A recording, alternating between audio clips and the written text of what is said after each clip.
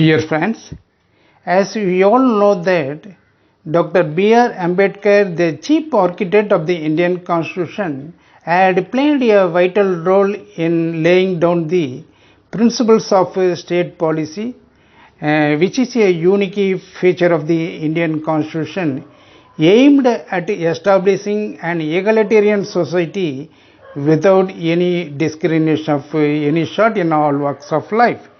It is interesting to note that Dr. Babasaheb Ambedkar was very much interested in bringing a social order in which social, political and economic shall reign over in all walks of national life of every citizen without any discrimination of any sort.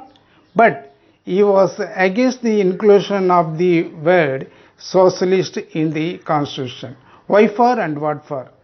Dr. B.R. Ambedkar in the Constituent Assembly debate on November 15, 1948 had said this, I quote, "If you state in the Constitution that the social organization of the state shall take a particular form, you are in my judgment taking away the liberty of the people to decide what should be the social organization in which they wish to live, quote and unquote."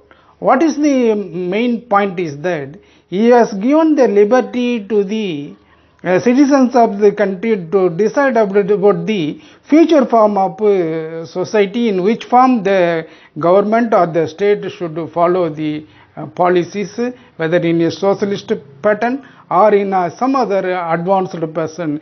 That liberty is left to the future generation of the country.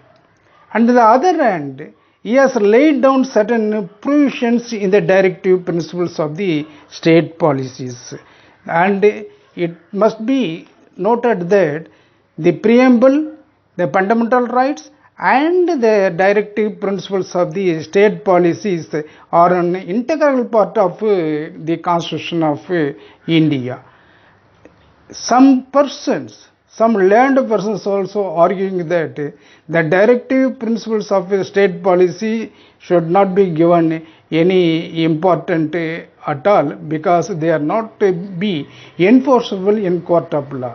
But in KESAVANANDA Bharati constitutional bench, it was upheld that both the fundamental rights and the directive principles of state policies are complementary to each and other.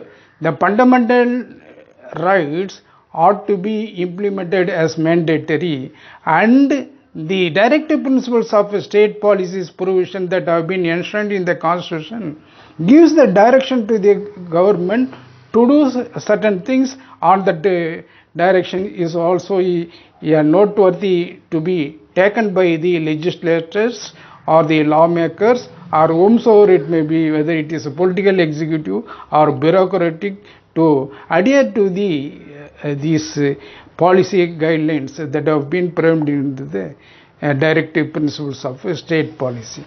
My point is that, dear viewers, it must be understood that Dr. B.R. Ambedkar had given importance to certain principles to be followed by the state under Article 19 of the Indian Constitution, directed its policy towards securing that the citizens, men and women equally, have the right to the means of livelihood and the ownership and control of the material resources of the country shall be distributed as best to subserve the countrymen for the common good, and the operation of the economic system doesn't result in the concentration of wealth and means of production to the common detriment, so on and so forth. What does it mean? That the means and production should be controlled by the state authorities, and the distribution system should be that it should be equally distributed among the citizens of this country, and should not be aimed at this acclaiming of or this producing of millionaires or billionaires in this country. Rather, the 90 or 95% of the population of the countrymen put under unemployment, illiteracy, poverty, and whatnot. Our point is that the provisions that have been laid down in the directive principles of state policy, particularly under Article 39 of the Constitution, is quite contrary to what Dr. B.R.Ambedkar had envisaged in 1948. He had never envisaged that the wealth and health of the country or the resources of the country would be gone to the hands of the Ambanis and Adanis. In this present juncture, the Ambanis and Adanis' wealth and assets and profits have been increased manifolds, but on the other hand, 90% of the Indian population is suffering from this unemployment or privatization and fuel rise, inflation, and other social menaces which couldn't be faced by the Indian working people, peasants, middle class, and other migrant sections of people who are not in a position to meet their necessity at a present juncture.